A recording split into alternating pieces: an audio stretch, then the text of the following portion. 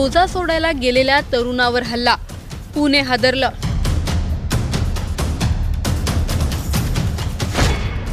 टोपी काढा म्हणत मारहाण, धार्मिक तणाव वाढतोय का?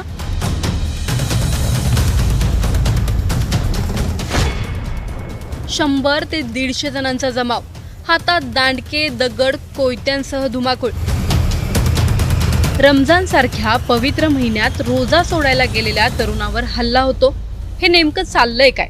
फक्त तळ्याजवळ बसून रोजा सोडणं इतकं मोठं कारण होतं का, की त्यातून थेट मारहाण व्हावी? सर्वात मोठा प्रश्न म्हणजे हा अचानक घडलेला प्रकार होता, की यामागे काही पूर्वनियोजन होतं? नेमकं हे प्रकरण काय आहे सर्व जाणून घेणार आहोत या व्हिडिओमधून, त्यामुळे हा व्हिडिओ शेवटपर्यंत नक्की पहा। पुणे जिल्ह्यातील पुरंदर तालुक्यातील ऑस्करवाडी परिसरात ही गंभीर घटना घडली। 13 मार्च 2026 रोजी सायंकाळी 6:30च्या सुमारास काही मुस्लिम तरुण तळ्याजवळ रोजा सोडण्यासाठी जमले होते। फिरोज सय्यद आणि त्यांच्या मित्रांसह सुमारे 15 ते 16 जण त्या ठिकाणी बसले होते।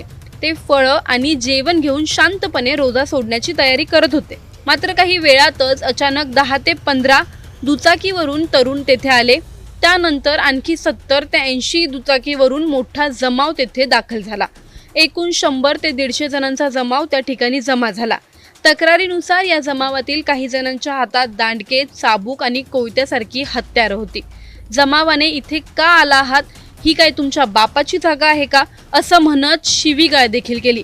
तसंच डोक्यावरची टोपी काढा असं म्हणत धार्मिक टिप्पणी करत मारहाण केल्याचा आरोप आता करण्यात आला आहे।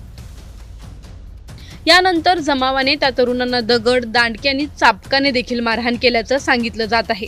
या हल्ल्यात अनेक जण जखमी झाले असून 2 जण गंभीर जखमी झाले आहेत। एका तरुणाला 14 टाके पडल्याची माहिती आहे। या प्रकरणी सासवड पोलीस ठाण्यात 100 ते 150 अज्ञात आरोपींविरोधात गुन्हा दाखल करण्यात आला आहे। भारतीय न्याय संहिता आणि शस्त्र कायद्याअंतर्गत विविध कलमांखाली गुन्हा नोंदवण्यात आला आहे। दरम्यान काही संघटनांनी हा हल्ला पूर्वनियोजित असल्याचा आरोप केलाय। पोलिसांनी सीसीटीव्ही फुटेज तपास सुरू केला असून काही संशयितांची ओळख पटल्याची प्राथमिक माहिती समोर आली आहे। ही घटना फक्त एक मारहाण नाही, तर समाजात वाढत चाललेल्या तणावाचे एक धोकादायक चित्र आहे। रमजानचा महिना संयम, शांतता आणि प्रार्थनेचा मानला जातो। त्याच महिन्यात काही तरुण फक्त रोजा सोडण्यासाठी एकत्र येतात आणि त्यांच्यावर असा हल्ला होतो।